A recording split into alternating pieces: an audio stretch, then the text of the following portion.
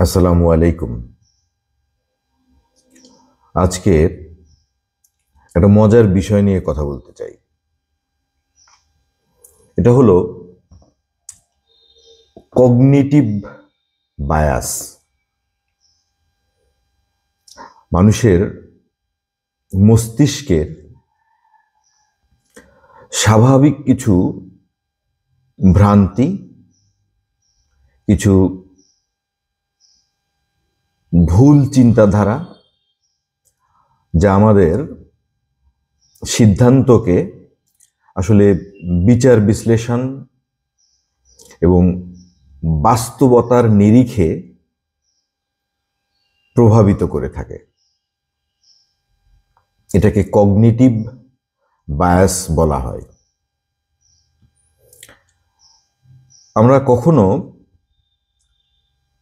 তথ্য সঠিকভাবে পাই না, বা পেলেও সঠিকভাবে ব্যাখ্যা করতে পারি না। ফলে আমরা হয় পক্ষপাতিত্বতা করি, মানে পক্ষপাত দুষ্ট আচরণ করি, অথবা ভুল সিদ্ধান্ত নিয়ে থাকি। এটাকে আমাদের মস্তিষ্কের শর্টকাট বলা যেতে পারে। আমরা মস্তিষ্ককে শর্টকাট ভাবে ব্যবহার করতে চাই, ফলে দ্রুত সিদ্ধান্ত নিতে চাই এবং দ্রুত ভুল পথে পরিচালিত হই। কগনিটিভ বায়াস এই কথাটাকে যদি বাংলায় সঠিকভাবে ব্যাখ্যা করতে চাই, তাহলে প্রথমেই বলা যেতে পারে যেটাকে বলা যাবে মানসিক পক্ষপাত দুষ্টতা। মানসিক পক্ষপাত দুষ্ট মানে মস্তিষ্ক যেভাবে তথ্য বোঝে, বিশ্লেষণ করে এবং তার মধ্যে যে ঝোঁক সৃষ্টি হয় বা পক্ষপাত সৃষ্টি হয়, এর ফলে যে ভুল সিদ্ধান্ত নিতে হয় বা আমরা নিয়ে থাকি, এটা হলো মানসিক পক্ষপাত দুষ্টতা। এরপরে বলা যেতে পারে চিন্তার ভুল ধারণা। আমাদের চিন্তায় যে স্বাভাবিক ভুলগুলো হয়ে থাকবে বা মিস ইন্টারপ্রিটেশন ঘটে থাকে, সেটাকে কগনিটিভ বায়াস বলতে পারি আমরা। এরপরে হলো বিচার বিবেচনার ভুল। কোন পরিস্থিতিতে বিশ্লেষণের সময় আমি ভুলভাবে চিন্তা করে এগোচ্ছি। এরপরে এটাকে বলা যেতে পারে মানসিক শর্টকাটের ভুল,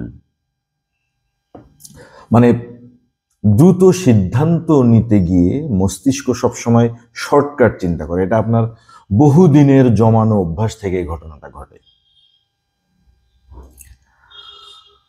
এই শর্টকাট একটা ভুলের ফাঁদে আপনাকে পা দিতে সাহায্য করে।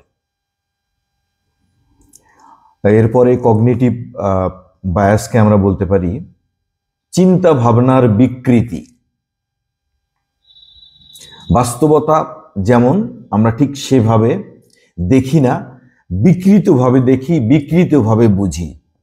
আপনি খেয়াল করে দেখবেন, গুগলে আপনি শুধু যেটা চান সেটা সার্চ করেন, আপনি যেটা চান না সেটা সার্চ করেন না।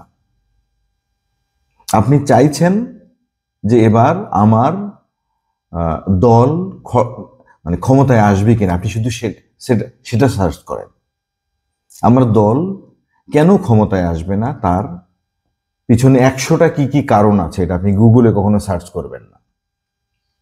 কগনিটিভ বায়াসকে আমরা বলতে পারি ধারণাগত ভুল, মানে যে কোনো তথ্য উপাত্তকে ভুলভাবে উপলব্ধি করা, ভুলভাবে অ্যাকসেপ্ট করা বা ভুলভাবে ব্যাখ্যা করা।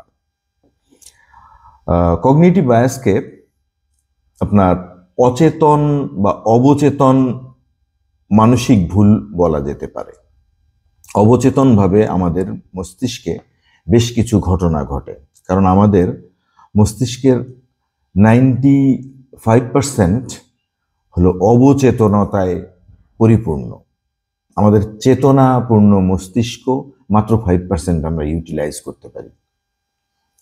তো অবচেতন মানসিক ভুলটাকে বলা যেতে পারে যে অবচেতনভাবে ঘটে যাওয়া ভুল, যেটা আমরা নিজেরাও খেয়াল করি না যে আসলে এই ভুলটা আমি করছি। এরপরে এটাকে মানসিক হিসেব নিকেশের ত্রুটি বলা যেতে পারে। এই কথাগুলো কেন বলছি, আপনি নিজের মতো করে তাহলে চিন্তা করতে পারবেন। এবং এটাকে বলা যেতে পারে সিদ্ধান্ত নেয়ার মানসিক ফাঁদ। এবং শেষ পর্যন্ত আমি যেটাকে ব্যাখ্যা করতে পারবো, যেটা হলো বাস্তবতার ভুল লেন্স। আমরা আমাদের নিজেদের অভিজ্ঞতা, ভয়, প্রত্যাশা বা বিশ্বাসের কারণে আমরা ভুল লেন্স দিয়ে বিশ্বটাকে দেখি, যার কারণে সহজভাবে একটা বাংলা যদি বলি তাহলে হলো কগনিটিভ বায়াস। মানে হলো আমরা যেটা ভাবছি আমরা কি ঠিক ভাবছি, কারণ আমাদের ঠিকগুলোই কিন্তু ভুলে রূপান্তরিত হচ্ছে। তার মানে আমরা যা ভাবি তা আসলে সকল সময়ই সঠিক কিনা তা যাচাই বাছাই করেই আমাকে আসলে সিদ্ধান্ত গ্রহণ করতে হবে। আমি কগনিটিভ বায়াস নিয়ে 250 প্রকারের কগনিটিভ বায়াসের তালিকা করেছি।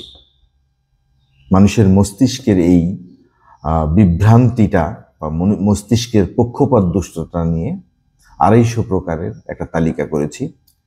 চেষ্টা করব প্রত্যেকটা কগনিটিভ বায়াস সম্বন্ধে আপনাদের একটু ধারণা দিতে। আজকে এ পর্যন্তই, ধন্যবাদ।